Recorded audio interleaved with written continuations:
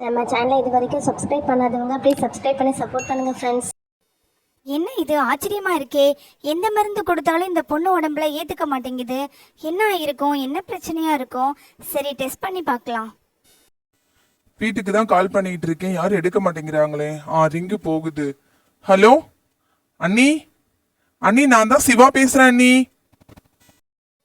சிவா கேக்குதுப்பா. அப்பதையே அஞ்சலியை கூட்டிட்டு வரேன்னு சொன்னீங்க, இன்னும் ஆளை காணோம். எங்க இருக்கீங்கப்பா? சீக்கிரம் வீட்டுக்கு வாங்க.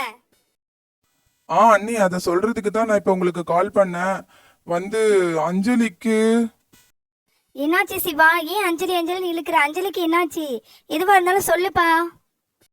சிவா என்னன்னு சொல்லு, ஒரே பதட்டமா இருக்கு. அஞ்சலிக்கு என்னாச்சு? நீங்க இப்ப எல்லாரும் எங்க இருக்கீங்க? சொல்லு சிவா. அண்ணி கேக்குதா? அஞ்சலி, அஞ்சலிக்கு என்னாச்சு? என்னன்னு சொல்லுங்க. போன்ல யாரு?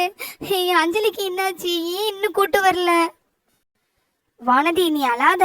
அஞ்சலிக்கு ஒன்னும் ஆயிருக்காது, நீ அமைதியா இரு. அது வந்து அண்ணி மந்திரவாதி வீட்டுல இருக்கும்போது அஞ்சலி குஷி 2 பேருமே நல்லா தான் இருந்தாங்க. குஷி அவங்க வீட்டுல விட்டுட்டு வரும்போது அஞ்சலி திடீர்னு மயக்கம் போட்டு விழுந்துட்டா. அதான் அவளை ஹாஸ்பிட்டல்ல கொண்டு வந்து சேர்த்திருக்கோம் அண்ணி. ஒன்னும் பயப்படுறதுக்குலாம் ஒன்றும் இல்லை, சும்மா டாக்டர் செக் பண்ணிட்டு தான் இருக்காங்க.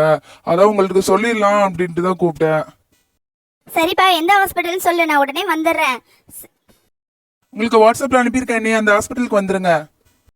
சரியா, நீ போனை வச்சிடுறேன். அத்தை, மதினி, வானதி நல்லா பாத்துக்கோங்க. அஞ்சலிக்கு ஒரு சின்ன மயக்கம் தானா, அதனால நீ கவலைப்படாத வானதி. நான் போய் ஒரு எட்டு பார்த்துட்டு வந்துடுறேன்.